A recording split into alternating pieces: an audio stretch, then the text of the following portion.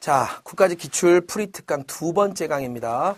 한 강에 찍고 싶었는데 뭐 할 말은 많고 그렇다고 뭐 해석 안 해드리고 답은 이거 보이시죠? 이러기는 정말 싫고 좀 두 강이 됐는데요. 제가 보통 풀이 강의를 할 때 그 해 첫 해 처음 보는 시험은 대부분 두 강으로 찍었던 것 같아요.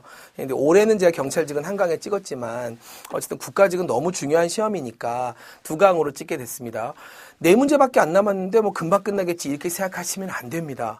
이제 남아있는 네 문제가요. 여러분의 어떻게 보면 당락을 좌우할 만한 키가 되는 문제예요. 물론 앞에 7, 8, 9에 빈칸도 있었고 문법 문제도 네 문제나 있었지만 어쨌든 기본적으로는 이제부터 푸는 고난도 독해 문제를 얼마나 정확하게 풀고 얼마나 쉽게 푸느냐 이제 이걸 좀 봐야 될 것 같습니다.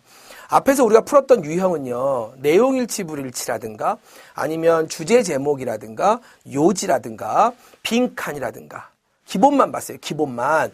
이제 그런 거 독해 유형은 제가 푸는 것처럼 그냥 빨리빨리 풀면서 이제부터 조금 난이도가 올라가는 우리 수능 때도 참 우리를 괴롭혔던 이 유형의 문제를 어떻게 풀 것이냐 이게 중요한 겁니다. 자, 잘 보세요. 17번 문제는 빈칸 문제입니다. 근데 7, 8, 9번과는 다르죠. 뭐가 다릅니까? 그렇죠. 멀티블랭크죠. 보통 멀티블랭크는 뭐가 나왔었냐면 연결사가 나왔었죠. 근데 이번엔 연결사가 아니라 단어를 집어넣는 문제가 나왔어요. 그렇다면 이건 편입시험에서도 가장 어렵다고 하는 멀티블랭크 문제예요. 그러니까 여러분들이 이 멀티블랭크를 얼마나 쉽고 빠르게 푸느냐 이게 여러분들의 당락을 좌우할 거예요.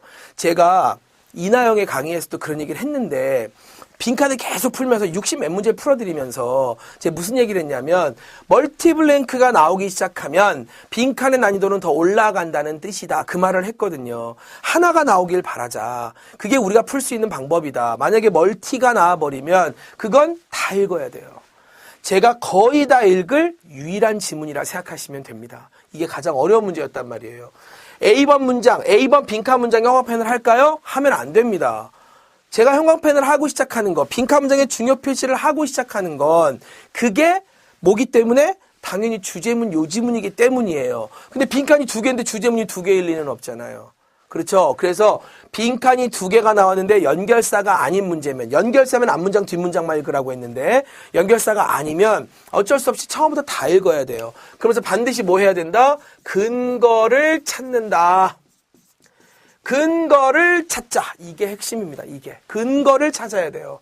근거를 잘 찾으셔야 보이는 거예요. 그러니까 근거를 찾자는 얘기는 뒤집어 말하면 무슨 얘기냐면 성급하게 판단해서 답을 쓰지 말라는 얘기예요. 절대로. 그러니까 대강 그건데? 이렇게 가면 안 돼요. 그 얘기 아니야? 이렇게 가면 안 된다고요. 제가 빈칸에서 제일 싫어하는 게 뭡니까? 무턱대고 보기를 막 대입하는 거예요.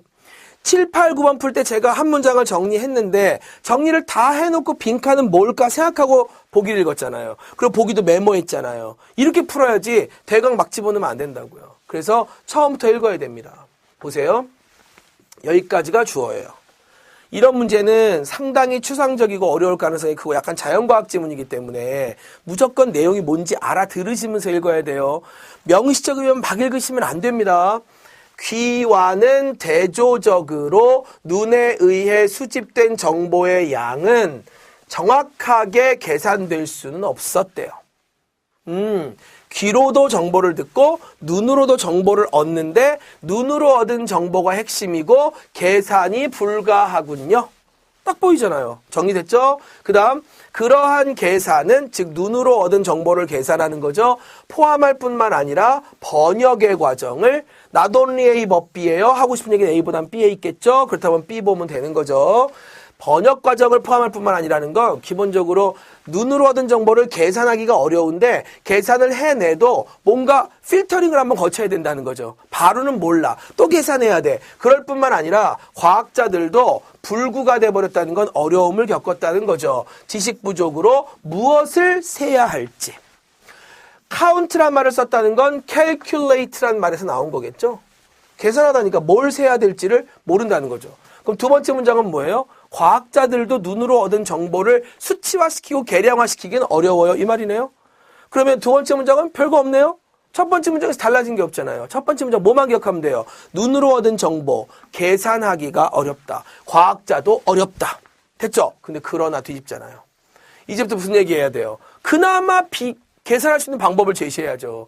예를 들어 눈으로 얻은 정보는요. 계산하기가 너무 어려워요. 여러분 계산하려고 하지 마세요. 끝. 그런 글이 어디 있어요. 계산하게 해줘야죠. 그러나 딱 뒤집잖아요. 어디에요? 여기까지죠. to systems부터 주어예요. however 딱 빼버리시면 돼요. 두 개 시스템 뭔데요? 저 두 개 시스템이 뭐예요? 당연히 눈으로 얻은 정보, 귀로 얻은 정보니까 눈하고 귀죠. 눈과 귀의 두 개 시스템의 상대적 복잡성. 이거에 대한 일반적 개념은 얻어질 수 있어요. 그럼 일반적 개념이 얻어질 수 있다는 말은 무슨 말일까요? 계산될 수 있다는 얘기죠. 상대적으로 복잡하다 그랬잖아요. 왜 복잡한 거예요?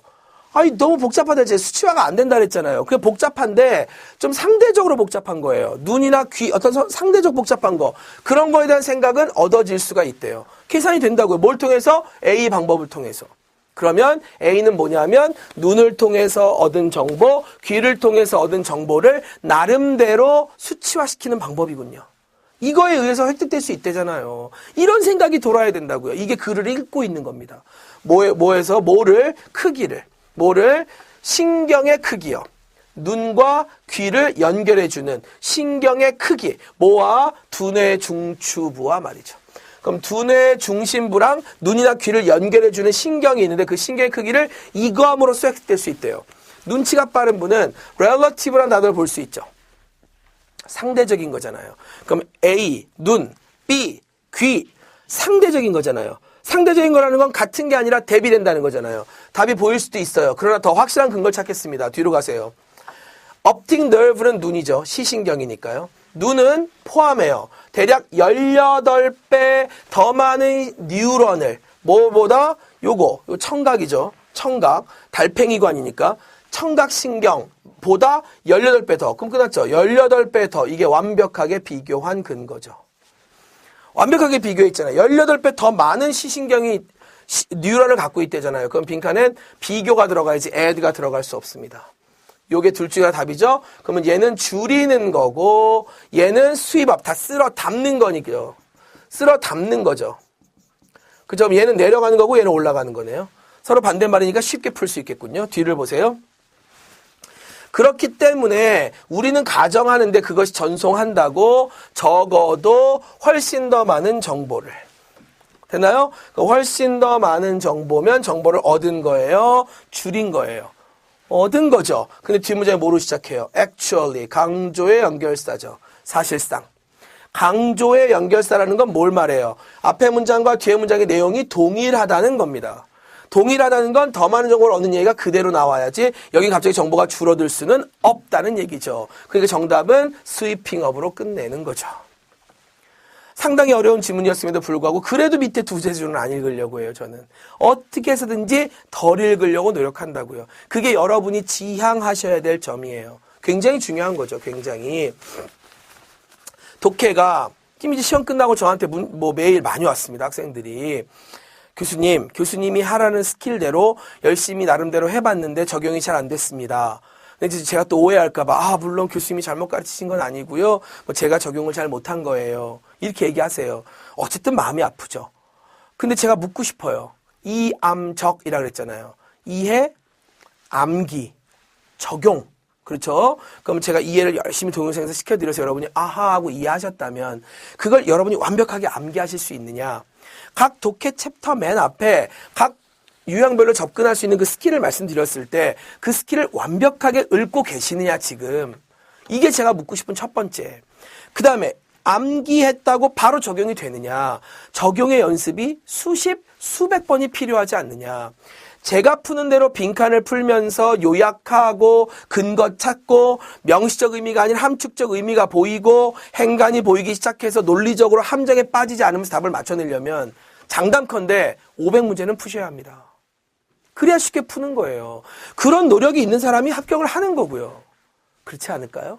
그럼 500문제가 어디 있냐? 왜 어디 있어요? EBS 교재에도 있고 고등학생들이 보는 모의고사도 있고 조금만 품팔이 하시면 무료로 다 얻을 수 있습니다. 교육청마다 있는 홈페이지에 들어가시면 학력평가제로 다 올라와 있어요.